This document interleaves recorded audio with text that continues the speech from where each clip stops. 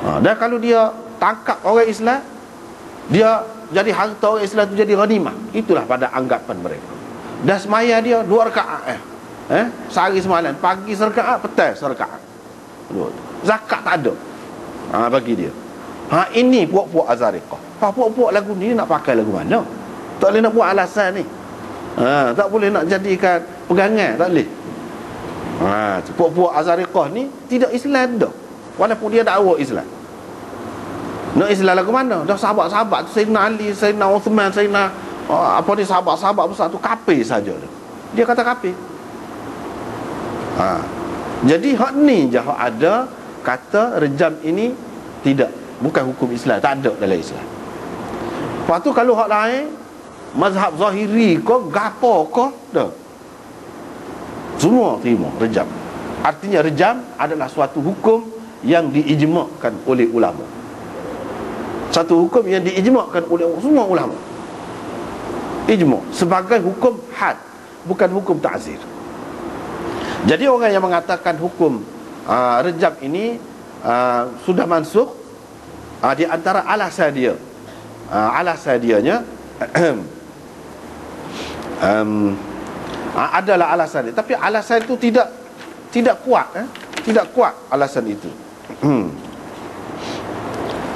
Umpamanya dia pegang dengan ni hadis ni, hadis yang dikemukakan oleh Bukhari dalam bab rajmil muhsan daripada Abi Ishaq Asy-Syaibani. Dia kata, aku bertanya Abdullah bin Abi Aufa, adakah Rasulullah sallallahu alaihi wasallam pernah merejam? Dia kata, ya, ada rejam. Saya pun tanya dia, qabla suratin nur atau ba'dahu, sebelum surah Nur ataupun selepasnya. Maksud tanya sebelum surah Nur ni sebab dalam surah Nur itulah yang sebab 100 sebatan itu.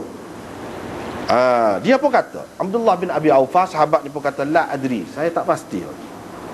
Jadi bila tidak pasti, kata dia, boleh jadi hukum ni hak sebelum daripada surah Nur.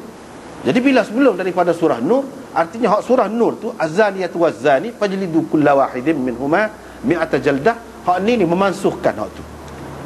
Tapi dalam ni dalam hadis ni tak ada sebut hak ni memansuhkan hak tu. Bahkan Abdullah bin Abi Aufa mengatakan dia tak tahu, dia tak pasti. Jadi kita nak peganganlah ke mana? Sebab kita kalau nak kata mansuh, ayat surah Nur itu memansuhkan, kita kena pastikan dia tu kemudian. Sebab hak mansuh ni dulu, hak nasikh tu kemudian. Ni kalau dia tidak pasti, bagaimana kena buat alasan dengan hak ni? Tak boleh. Tak boleh tu. Lepas pada tu, kita dapati di dalam Quran ada hukum rejam ini walaupun secara isyarat. Orang panggil dalam istilahnya isyaratun nas, walaupun tidak sebut secara terang. Itu yang pertama. Yang keduanya, hukum rejam ini dia tidak dimansuhkan. Ataupun kalau dikatakan, sebab dia bahas banyak pula, dia kata kalau kita terima hukum rejam ni, hukum rejam ni tak ada dalam Quran. Hak ada dalam Qurannya suruh sebab. Bermakna ini kita memansuhkan hak sebab tu dengan hak ni. Itu alasan dia. Yang pertama. Yang kedua, ataupun kalau kita tidak kata dia memansuhkan, hukum rejam ini memansuhkan hukum sebab, bermakna kita mengatakan hukum rejam ini mentakhsiskan hukum sebab.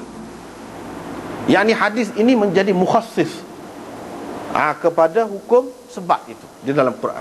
Dia kata mengikut kaedahnya nak takhsiskan dalil Quran, dia tak boleh kalau hadis ahad.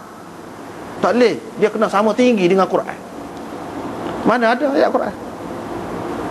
Kalau ayat tadi pun isyarat, setelah kita ambil kira hadis baru kita nampak ini ayat tadi berhubung dengan rejam. Kalau kita tak tahu hadis, tengok ayat tu sendiri, tak nampak. Itu dia kata. Jadi kita nak taksis, ni kaedah taksis. Maknanya ayat az-zaniyatu waz-zani itu terlalu umum. Bila kita nak taksis, mana bukan semua penzina yang kena sebab tu. Kalau penzina yang sudah berkahwin, bukan sebab, tapi rejam. Itu makna taksis. Dia kena sama tinggi dengan Quran, ayat Quran juga. Ataupun kalau tidak ayat Quran pun, kalau hadis itu mutawatir. Sedangkan hadis ini, hak rejam ni bukan mutawatir, kata dia. Tapi hadis ahad, walaupun sahih. Jadi tak boleh nak itu hak tu, nak taksis hak tu. Kalau kita kata taksis, bermakna jadi ayat tu tidak tak sempurna. Dia kata jadi kurang. Hak tu kata mereka ni. Jadi kita tak boleh taksis. Sebab kalau mengikut kaedah mazhab Hanafi, tak boleh taksis Quran dengan hadis ahad walaupun sahih. Tetapi jumhur ulama mengatakan boleh taksis ayat Quran dengan hadis yang sahih. Mereka kata orang Hanafi tak sahih. Bila ada satu mazhab, mana ini satu syubhat dah, kita tak boleh laksanakan bila ada syubhat, kata dia. Tapi kita nak tengok sekarang ni, kalau jumhur ulama, dia kata boleh taksiskan Al-Quran dengan hadis yang sahih. Taksiskan itu lagu mana? Misalnya ginilah, kita kata dalam Quran disebutkan yusikumullahu fi auladikum lidzakari mithlu hazzil unthayain. Misalnya Allah pesan kepada kamu berhubung dengan anak-anak ni, hak mana mati, kalau anak dia meninggalkan anak, anak dia dapat pesaka begini-gini. Kalau lelaki 2 bahagian, perempuan 1 bahagian. Itu yang disebutkan di dalam Quran. Jadi semua anak kau hak boleh terima pesaka daripada ayah ni, semua anak. Kalau berdasarkan ayat tu, tak kira lah anak lagu mana pun. Anak hak kafir pun, anak hak murtad pun, wal'iyadzubillah, ataupun anak yang bunuh ayah dia pun, boleh jadi masuklah kau anak belaka tu. Jadi semua ulama ni dalam dunia ni, tak kira Syiah ke Ahli Sunnah ke, tak pakai zahir umum ayat itu, tak pakai. Dia kata umum itu umum mukhassas. Itu mengikut istilah umum yang ditaksiskan. Ditaksiskan dengan apa? Dengan hadis. Tu. Hadisnya mana? La yarithul qatil al-maqtul. Itu hadis. Pembunuh tidak mewarisi yang kena bunuh. Pembunuh tidak boleh menerima pesaka, mengambil pesaka daripada hak kena bunuh. Misalnya dia nak pesaka daripada ayah dia, dia pun bunuh ayah dia. Jadi anak hak bunuh ayah saat ni, boleh ke pesaka? Tak boleh. Tak boleh berdasarkan kepada dia. Dah ayat Quran kata boleh ke anak? Umum tu tak boleh pakai. Dia kena campur dengan hadis. Semua kata lagu tu. Jadi hadis tu mutawatir kok? Tak. Tidak mutawatir. Boleh. Mana hadis ahad yang sahih boleh taksiskan tu. Serupa juga sini. Jadi jumhur ulama kata boleh taksis umum ayat itu dengan hadis. Cumanya kalau tengok mengikut kaedah mazhab Hanafi, tak boleh lah, kecuali hadis mutawatir ataupun sekurang-kurangnya hadis masyhur. Jadi kita kena tengok di sini mengikut ulama-ulamanya, hadis ni tarah dia tu setara mana. Hadis ahad, sahih ahad saja ke kamu sampai ke peringkat mutawatir? Jawabnya hadis ini adalah hadis mutawatir. Jadi kalau kita mengikut kaedah ulama dalam mazhab Hanafi pun boleh juga hadis ini mentaksiskan ayat Quran tadi, boleh juga. Sebab apa? Sebab sampai ke peringkat mutawatir. Sebab 52 orang sahabat meriwayatkan hadis tentang rejam. 52 orang sahabat. Itu yang pertama. Yang kedua, itu kalau kita kata kita pakai kaedah taksis.